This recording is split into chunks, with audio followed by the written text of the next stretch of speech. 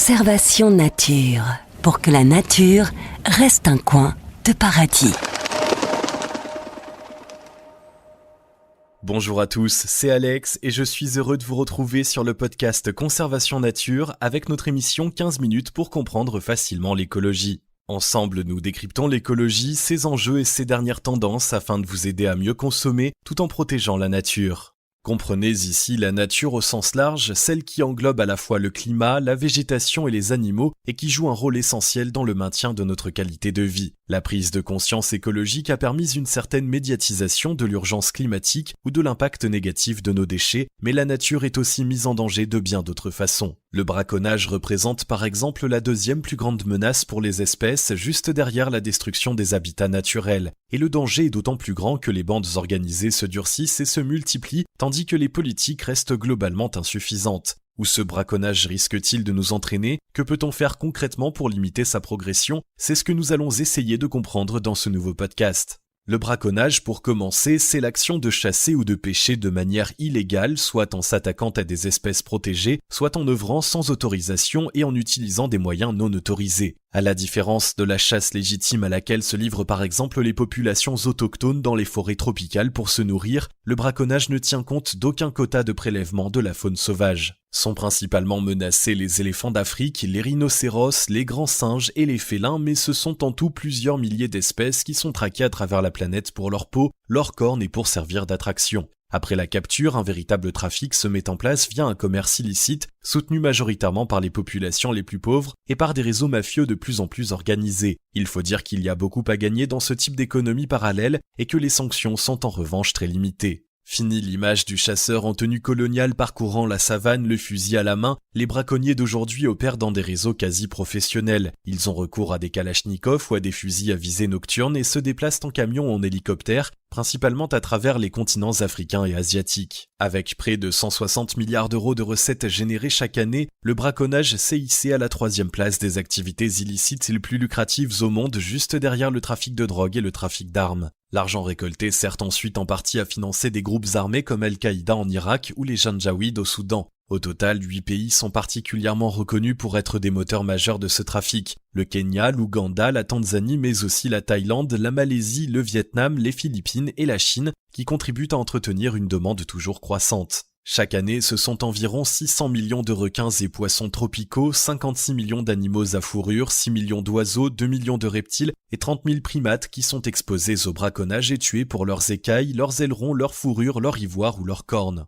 Parmi eux, le pangolin qui a marqué notre histoire suite à la pandémie mondiale. Il est en réalité le mammifère le plus braconné au monde, à la fois pour sa viande et pour ses écailles à partir desquelles on fabrique des bijoux. En France, le commerce illégal de reptiles protégés a explosé dernièrement et près de 2 millions d'oiseaux, rouges-gorges, ortolans, petits paresseux en tout genre, sont braconnés chaque année. Une pratique relativement assumée d'ailleurs puisque l'État lui-même autorise le non-respect des lois concernant les espèces protégées face à la pression des syndicats de chasseurs. Quant à la civelle, cette petite larve d'anguille d'Europe, si elle est aujourd'hui en danger critique d'extinction, c'est parce qu'elle constitue un plat de luxe dans les pays asiatiques et qu'elle subit un braconnage sans précédent. Du côté de l'Afrique, plus aucune région n'est épargnée. Parmi les populations d'éléphants, les morts par balle sont désormais plus fréquentes que les morts naturelles et l'on estime qu'environ 3 rhinocéros meurent chaque jour. Il n'en resterait actuellement même pas 29 000 individus sur notre terre. Pour ce qui est des girafes, il aura fallu moins de 30 ans pour voir leur population diminuer de 40%. Pire encore, au Kenya, un groupe de braconniers a tué l'unique girafe blanche femelle au monde accompagnée de son petit. Il ne reste désormais plus qu'une seule girafe de cette espèce en Afrique. Quant aux primates que l'on retrouve dans les forêts tropicales ou équatoriales du monde, 4 des 6 espèces de grands singes sont désormais classées en danger critique d'extinction dans la liste rouge des espèces menacées de l'Union internationale pour la conservation de la nature. Le gorille de l'Ouest, le gorille de l'Est, l'orang-outan de Bornéo et l'orang-outan de Sumatra. Il faut dire que les populations de gorilles à dos argenté ont déjà diminué de 50% ces 20 dernières années. Les chimpanzés et les bonobos, quant à eux, sont classés parmi les espèces en danger. En prenant un peu de distance pour nous rapprocher des régions plus froides de notre planète, on constate que le braconnage a toujours cours puisque dans les régions arctiques, les ours blancs sont traqués pour leur peau. À ce rythme, on estime que leur nombre pourrait avoir diminué de 2/3 d'ici à 2050. Quant à la faune sous-marine, les océans ne lui fournissent malheureusement que très peu de protection. Massacre de baleines par millions, trafic illégal de coraux pour la médecine ou la décoration, surpêche d'esturgeons pour soutenir le commerce lucratif du caviar, le braconnage touche un peu à tout sur la planète. Et forcément, plus l'espèce est menacée, plus elle coûte cher. Les méthodes employées, elles, restent barbares dans tous les cas. Au-delà des armes à feu, on note aussi le recours à de l'eau empoisonnée durant les saisons chaudes ou à de simples pièges abandonnés sur les sentiers fréquentés par des tigres le plus souvent. Une fois tombé dedans, l'animal passera parfois plusieurs nuits à se débattre jusqu'à l'épuisement avant d'être achevé d'un coup de bâton. De leur côté, la plupart des espèces capturées vivantes mourront avant d'avoir atteint leur lieu de destination, du fait des conditions de détention et de transport épouvantables. Le calvaire se poursuivra pour celles qui survivront au voyage. La viande d'animaux sauvages, aussi appelée viande de brousse, est devenue un mets haut de gamme en Afrique et en Asie, mais l'on s'arrache aussi les dents, les yeux ou les os de tigre censés soulager l'arthrite et le rhumatisme selon les croyances de la médecine chinoise traditionnelle. Le commerce de produits issus du tigre ou du rhinocéros s'était brièvement interrompu en Chine avant de reprendre de plus belle fin 2018. On prête en effet aux produits issus de la faune sauvage de nombreuses vertus. L'ivoire des défenses d'éléphant permet de créer des bijoux et témoigne d'un certain statut social, tandis que les cornes de rhinocéros réduites en poudre sont supposées soigner le cancer et les maladies cardiovasculaires. Résultat, un éléphant meurt toutes les 15 minutes dans le monde pour son ivoire, et la corne de rhinocéros se vend au marché noir à plus de 51 000 € le kilo, soit plus que la valeur de l'or ou de la cocaïne. Au-delà de la médecine traditionnelle et de la consommation humaine, c'est aussi le tourisme qui fait vivre le braconnage. Chaque année, de riches touristes venus d'Europe ou des États-Unis sont prêts à débourser plusieurs milliers d'euros pour avoir la garantie de tuer un lion. Alors, pour satisfaire la demande, on crée des fermes où les lionnes enchaînent les portées et où les lionceaux ne seront élevés que pour être tués une fois adultes. Finalement, l'Afrique compte aujourd'hui davantage de lions en captivité qu'à l'état sauvage. Et pourtant, les prélèvements dans la nature s'intensifient encore, notamment parce que les chasseurs de trophées sont plus intéressés par les animaux libres que ceux élevés en captivité. La fourrure, quant à elle, signe son grand retour dans le secteur du luxe. Au Canada, par exemple, la moitié de la production de fourrure provient de prélèvements dans la nature, le reste étant issu d'élevage où le bien-être animal n'entre jamais en compte. Une peau de léopard des neiges peut ainsi se vendre à 70 000 €, tandis que la fabrication de châles en laine d'antilope implique la mort d'environ 20 000 individus chaque année. Quant aux animaux destinés à être vendus vivants, certains deviendront des animaux de compagnie comme au Koweït, où il est devenu fréquent de cohabiter avec un animal sauvage. Les autres, et notamment les primates, prendront la direction des laboratoires où les grands singes sont très recherchés pour leur similitude avec les êtres humains. De façon générale, les espèces sauvages sont intégrées à tellement de secteurs différents qu'il est très difficile de lutter contre des pratiques de ce type. D'un côté, nous avons les pays occidentaux ou les pays émergents d'Asie comme la Malaisie ou la Chine qui contribuent à alimenter la demande et à soutenir économiquement ce marché parallèle. Et de l'autre, nous avons la pauvreté qui progresse en Afrique ou dans d'autres régions d'Asie. Le braconnage y représente pour beaucoup l'occasion de gagner un peu d'argent, quitte à transgresser les réglementations établies. En Tanzanie ou au Cameroun par exemple, le braconnage permet aux populations les plus pauvres d'acheter du sel, du carburant ou du savon dans des régions où l'emploi est pratiquement au point mort, sorti de l'exploitation minière et forestière. D'autant que les armes modernes permettent une portée de tir de plus en plus précise et que l'expansion des routes à travers les forêts facilite largement l'accès à des zones jusque-là relativement préservées. Selon une évaluation de l'organisation WWF, seuls 35% des zones protégées maintiendraient effectivement un niveau minimum de protection face au braconnage. Et en parallèle, le trafic d'animaux sauvages passe de plus en plus par Internet, ce qui complique encore davantage le travail des autorités. Ces dernières années, environ 280 sites de vente en ligne répartis dans 16 pays différents ont été impliqués dans ce type de commerce illicite à travers la diffusion de plusieurs milliers d'annonces, le tout pour une valeur estimée à quelques millions d'euros. Alors bien sûr, on enregistre quelques légères améliorations. Le développement des moyens de surveillance et d'une vraie coopération internationale a permis une nette diminution du nombre de rhinocéros tués en Afrique du Sud durant l'année 2019. Le panda géant, dont l'habitat est très sensible au changement climatique, est également menacé par des actes de braconnage, mais ne fait plus partie des espèces en danger. En contrepartie, c'est le panda roux qui est depuis peu devenu la nouvelle cible des braconniers. Les éléphants d'Afrique, quant à eux, enregistraient un taux de mortalité lié au braconnage de 10% en 2011. Ce chiffre est désormais tombé à 4%, mais reste encore beaucoup trop élevé pour permettre une nouvelle croissance de l'espèce. Les éléphants d'Afrique sont toujours menacés d'extinction.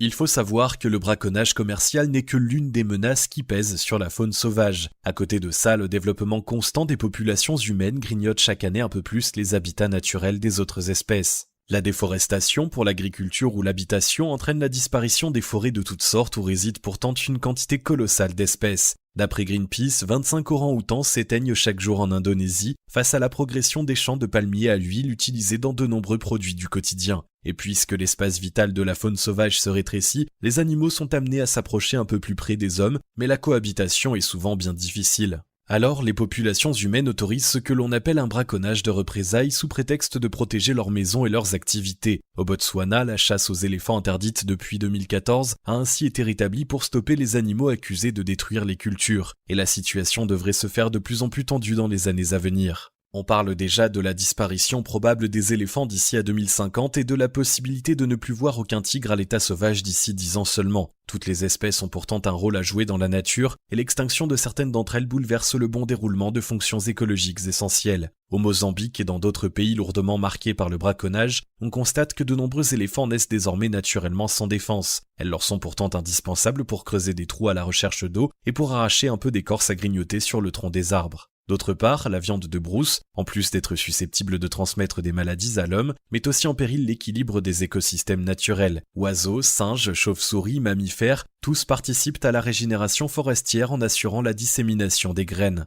En effet, au sein du règne végétal, certaines espèces de plantes ont appris à se disperser de manière autonome, mais la plupart ont encore besoin du vent, de l'eau ou des animaux pour coloniser de nouveaux espaces.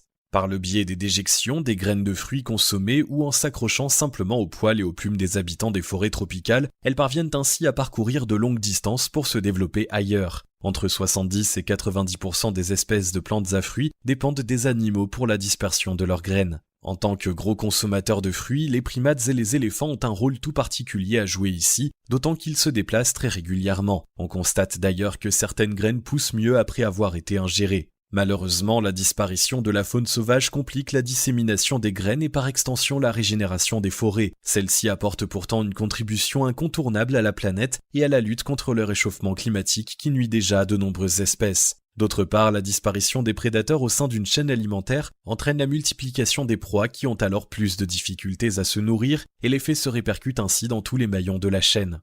On estime que l'extinction d'une seule espèce peut conduire à la disparition d'une trentaine d'autres. Autrement dit, la préservation de la biodiversité est un point fondamental de toutes les politiques d'aujourd'hui. De manière générale, les pays sont tombés d'accord sur la stratégie à adopter. Il est question notamment de renforcer les sanctions à l'encontre des braconniers et d'améliorer les moyens de recherche et de défense des équipes de protection sur le terrain. Meilleure puissance de feu, drones, puces électroniques implantées directement dans les cornes des rhinocéros, écornage, analyse ADN, de quoi déjouer l'organisation des réseaux de trafiquants qui s'avèrent pour le moment extrêmement difficiles à contenir. Depuis 2007, le dispositif TrailGuard permet également de détecter la présence d'armes dans un périmètre défini. Le Costa Rica y a déjà recours pour protéger ses oiseaux exotiques et ses jaguars. Mais dans les faits, on constate que les discussions au sommet se révèlent beaucoup plus complexes. Il y a quelques années, à la veille du vote sur l'interdiction du commerce du thon rouge lors de la 15e conférence des États parties, l'ambassade du Japon organisait une réception au cours de laquelle étaient servis des sushis cuisinés à partir du fameux poisson. Le lendemain, l'interdiction commerciale était rejetée, de même que les demandes de protection des coraux et de certaines espèces de requins. En 2013, ce sont les demandes de protection des rhinocéros et des raies qui n'aboutissaient pas, preuve selon beaucoup que la corruption joue un grand rôle jusque dans les prises de décision. Certains produits issus de la faune sauvage sont même volés directement dans les stocks saisis, puis revendus au marché noir. Malgré tout, la mise en place par le passé de certaines interdictions nous a déjà permis d'observer des conséquences positives. Depuis l'interdiction de la chasse à la baleine en 1982 par exemple, quelques populations d'espèces ont pu se rétablir. Les baleines grises sont passées du statut en danger critique d'extinction à en danger, les baleines à bosse se reproduisent plus rapidement que prévu, et les populations de rorquals communs, cousins des baleines, ont pratiquement doublé depuis les années 70. Un constat positif qui nous laisse à penser qu'un retour en arrière est toujours possible. Mais pour lutter efficacement contre le braconnage, c'est à chaque pays de renforcer sa propre législation et de réduire la demande locale. La Chine a d'ores et déjà interdit le commerce de l'ivoire depuis 2018 et il serait temps que l'Europe suive le même chemin puisque 75% de l'ivoire sur le continent serait issu du commerce illicite. D'ici là, il faudra aussi travailler à la préservation des habitats naturels et à la modification des comportements d'achat parmi les populations. Diminuer simplement sa consommation de viande et de poisson par exemple permet de ne pas encourager la surpêche et l'élevage intensif qui nécessitent d'ailleurs beaucoup d'eau et d'espace et qui pèsent lourd dans la déforestation mondiale. On en profitera également pour ne consommer que des fruits et des légumes de saison dont la production préserve les rythmes de la nature et bio de préférence pour éviter les pesticides responsables de la pollution des sols et des nappes d'eau souterraines.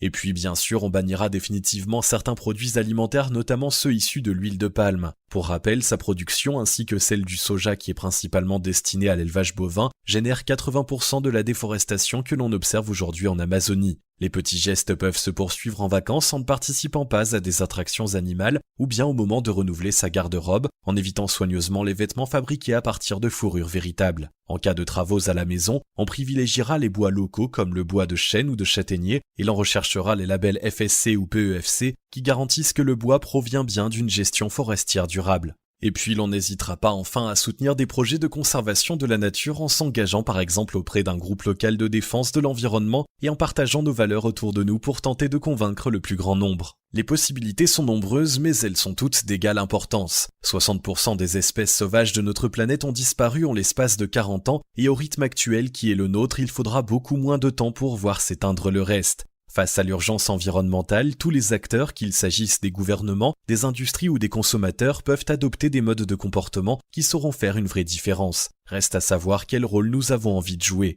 Merci d'avoir écouté ce nouvel épisode, j'espère qu'il vous a plu. Si c'est le cas, n'hésitez pas à nous suivre sur les réseaux sociaux et à faire un tour sur notre site internet conservation-nature.fr pour connaître les prochains sujets. Vous y trouverez notamment de nombreux articles sur l'écologie, la nature et la protection de l'environnement. À très bientôt.